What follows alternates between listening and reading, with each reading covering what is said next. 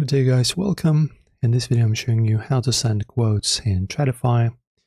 So you will of course start in your dashboard, but we're looking at the left menu right here. Go to quotes, and in here let us create a new one.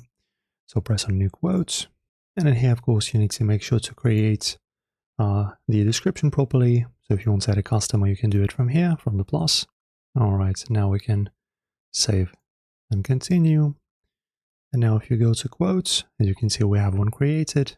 And now in order to send someone this quote and a reminder for it, you just click on this button, enable reminder emails on this quote, like this.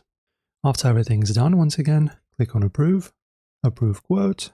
And now after you've done it, with your mouse go up and to the right, and just press on email quotes, like this.